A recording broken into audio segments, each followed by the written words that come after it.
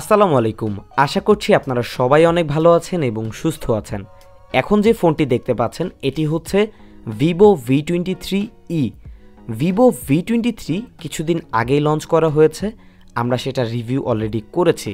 যারা ভিডিওটি দেখেননি, এই ভিডিওটির ডেসক্রিপশন বক্সে লিঙ্কটি দেওয়া থাকবে, চাইলে অবশ্যই দেখে আসতে পারেন। যারা ভিডিওটি দেখছেন আশা করছি পুরো ভিডিওটি দেখবেন, স্কিপ না করে। ভালো খারাপ সকল কিছুই তুলে ধরবো এই ভিডিওর মাধ্যমে। পুরো ভিডিওটি দেখলে এই ফোনটি সম্পর্কে বেসিক একটি ইনফরমেশন বা ধারণা আপনি পেয়ে যাবেন। ভিভো ভি সিরিজের যে স্মার্টফোনগুলো লঞ্চ করা হয় সেগুলোর ক্যামেরা আউটলুক ডিজাইনের উপর বেশ ফোকাস করা হয়, তো এবারও ভিভো V23E এর মধ্যে সেটাই লক্ষ্য করেছি।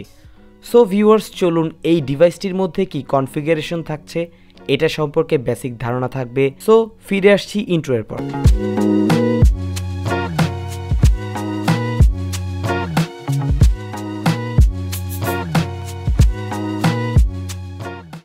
এটি হচ্ছে ভিভো V23 এর বক্সটির ডিজাইন বেশ প্রিমিয়াম। সো চলুন বক্সটি এখন আমরা আনবক্স করব এবং দেখব কি কি ম্যাটেরিয়ালস এখানে রয়েছে। বক্সটি ওপেন করলেই পেয়ে যাবেন স্মার্টফোন, এছাড়াও পাচ্ছেন একটি সিলিকন ব্যাক কভার।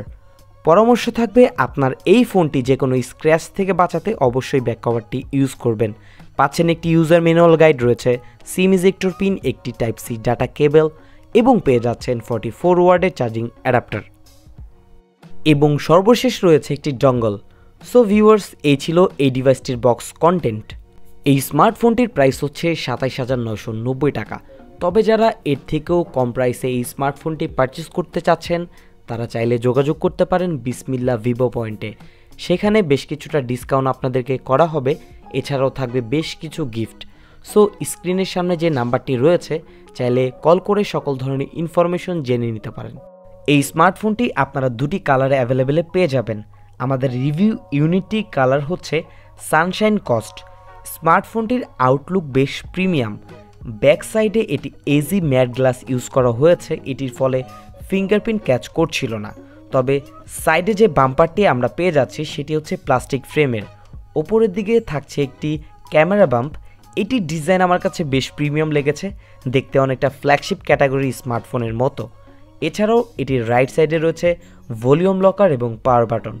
ওপরের দিকে থাকছে একটি নয়েজ ক্যান্সেলেশন মাইক এবং নিচের দিকে পাচ্ছেন sim tray point, type C port এবং বটম ফায়ার স্পিকার। এই ডিভাইসটির 172 গ্রাম ওয়েট হওয়াতে খুব হ্যান্ডি এবং খুবই কমফোর্টেবলি এটা ইউজ করা যাচ্ছে। এই স্মার্টফোনটির থিকনেস হচ্ছে 7.36 মিলিমিটার এবং এটি যথেষ্ট স্লিম, এবং এতটা স্লিম হওয়ার কারণে এখানে আমরা 3.5 মিলিমিটার হেডফোন পাচ্ছি না। ডিসপ্লেটির টাইপ নিয়ে আমি কিছুটা হতাশ হয়েছি। 2022 সালে এসে এমন একটি প্রাইসে ইউনচের ডিসপ্লে, এটা আমাকে কিছুটা হতাশ করেছে। তবে অন্য সকল দিকগুলো কিছুটা ঠিক ছিল। এখানে ইউজ করা হয়েছে 60 হার্জের 6.44 ইঞ্চির একটি অ্যামোলেড FHD+ ডিসপ্লে। রেজুলেশন পেয়ে যাবেন 1080x2400 পিক্সেলস। পিপিআই ডেন্সিটি থাকবে 409। এই প্রাইস অনুযায়ী 90 হার্জ বা 120 হার্জ হলে আরও ভালো হতো। তবে এটার মিডিয়া কন্টেন্ট ওয়াচিং এক্সপিরিয়েন্স ভালো, যেহেতু এটি একটি অ্যামোলেড প্যানেলের ডিসপ্লে। সো এটার ডিসপ্লে পারফরমেন্স নিয়ে কোনো প্রকার কমপ্লেন করার সুযোগ থাকবে না। তবে এটার যে চিন এবং বেজেল এরিয়া সেটা আরও কিছুটা ন্যারো হলে দেখতে আরও বেশ প্রিমিয়াম লাগতো। এই অ্যামোলেড ডিসপ্লেতে থাকছে ইন ডিসপ্লে ফিঙ্গারপ্রিন্ট এবং এটা যথেষ্ট ফাস্ট এবং অ্যাকুরেট ছিল, কোনো প্রকার মিসটাচ এখানে লক্ষ্য করিনি। সো চলুন এখন আমরা এই স্মার্টফোনটির সাউন্ড কোয়ালিটি একটু টেস্ট করে দেখব।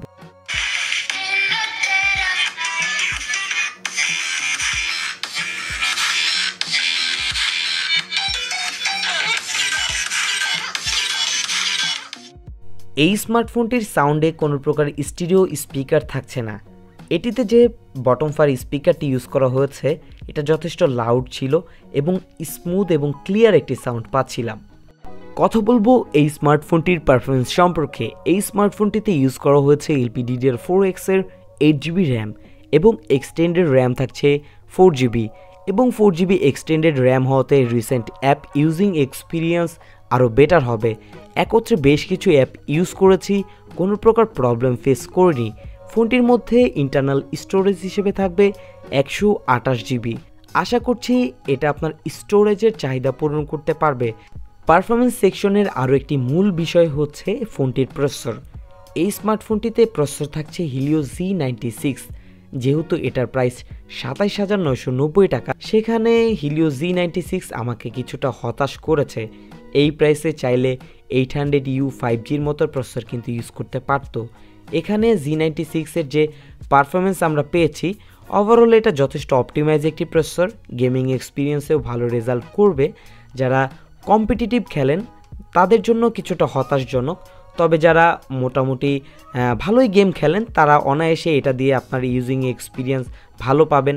যেমন গ্রাফিক্সের কথা বলতে গেলে, পাবজি খেলতে গেলে এখানে এইচডিতে হাই গ্রাফিক্স, এবং ফ্রি ফায়ার আপনারা এটার হচ্ছে আল্ট্রা গ্রাফিক্স পর্যন্ত সাপোর্ট পেয়ে যাবেন। আশা করছি গেমিং এক্সপিরিয়েন্স নিয়ে আপনাদের তেমন কোনো প্রবলেম হবে না। তবে যারা একটু হাইলি গেম খেলতে চান তবে তাদের কিছুটা প্রবলেম হবে। তবে এই স্মার্টফোনটির একটি আলাদা গেমিং রিভিউ নিয়ে আসতে চাচ্ছি। এটার জন্য অবশ্যই আপনাদেরকে কমেন্ট করতে হবে। যদি আপনাদের কমেন্টের ভালো একটি রেসপন্স পাই, আমি খুব শীঘ্রই এটার একটি গেমিং রিভিউ নিয়ে আসব এবং সেখানে সকল কিছুই তুলে ধরার চেষ্টা করব। সো অবশ্যই আপনারা বেশি বেশি করে কমেন্টস করবেন এবং ভিডিওতে একটি লাইক করতে কিন্তু ভুলবেন না, এবং অবশ্যই চ্যানেলটি সাবস্ক্রাইব করবেন। ফোনটির অপারেটিং সিস্টেম হিসেবে পেয়ে যাচ্ছি অ্যান্ড্রয়েড 11 এবং ইউআই থাকছে FantasOS 12.1। ইউআইটি বেশ ক্লিন, মাত্র 1 থেকে 2টি প্রি ইনস্টল অ্যাপ আমরা এখানে পেয়েছি। তবে অন্যান্য ফোনগুলোর মধ্যে আমরা প্রচুর প্রি ইনস্টল অ্যাপ পেয়ে যাই, সেটা কিন্তু এই স্মার্টফোনটিতে পাচ্ছি না। সো এখানে ভিভোকে অ্যাপ্রিসিয়েট করতে হচ্ছে। কথা বলবো এই স্মার্টফোনটির ক্যামেরা সম্পর্কে। এই স্মার্টফোনটিতে ক্যামেরাতে ইউজ করা হয়েছে ট্রিপল ক্যামেরা সেটআপ, যার মেইন ক্যামেরা 64 মেগাপিক্সেল, যার অ্যাপারচার ভ্যালু f1.79, 8 মেগাপিক্সেল একটি আলট্রা ওয়াইড অ্যাঙ্গেল থাকছে এবং 2 মেগাপিক্সেল একটি ম্যাক্রো লেন্স। ফোনটির ফ্রন্ট সেলফি ক্যামেরা থাকছে 50 মেগাপিক্সেল। ফোনটির ক্যামেরার ফিচার্সের মধ্যে বেশ কিছু ফিচার্স রয়েছে, যেমন সফটওয়্যার বেজ একটি বোকে ফিচার্স আপনারা পেয়ে যাবেন, রয়েছে ডুয়েল ভিউ ভিডিও, রয়েছে EIS, এছাড়াও বেশ কিছু ফিচার্স আপনারা এখানে পেয়ে যাবেন। তবে এবার থাকছে না কোনো 4K সাপোর্ট, মানে আপনি ফ্রন্ট এবং ব্যাকে কিন্তু 4K ভিডিও রেকর্ডিংয়ের সাপোর্ট পাচ্ছেন না। সো আপনাদের উদ্দেশ্যে বেশ কিছু ছবি দিয়ে দিচ্ছি, ছবিগুলো দেখে আমাকে কমেন্টস করে জানাবেন আপনাদের কাছে এই স্মার্টফোনটির ক্যামেরার কোয়ালিটি কেমন লেগেছে।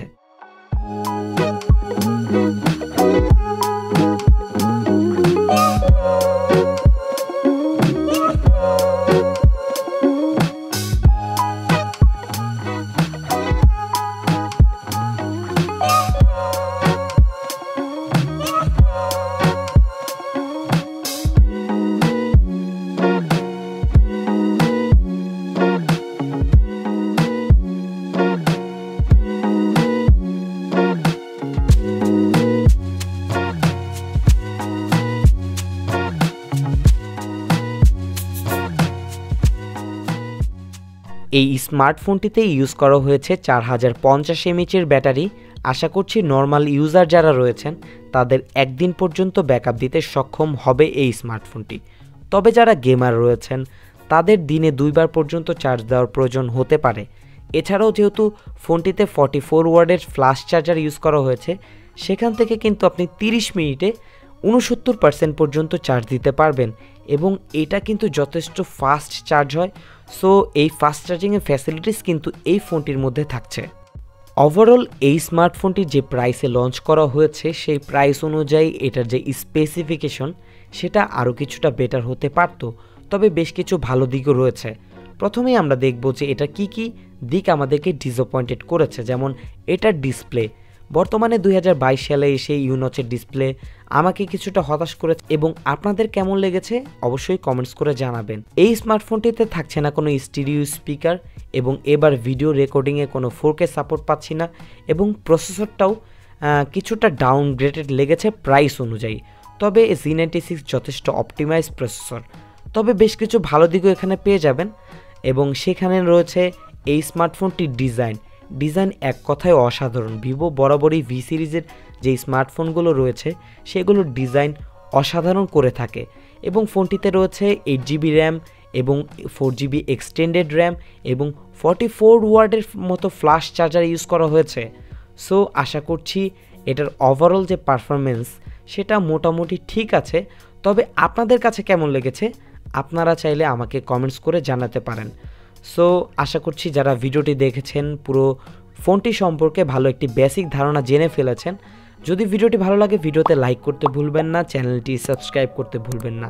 আজকের মতো বিদায় নিচ্ছি আমি জাকারিয়া হাসান পার্থ। আসসালামু আলাইকুম।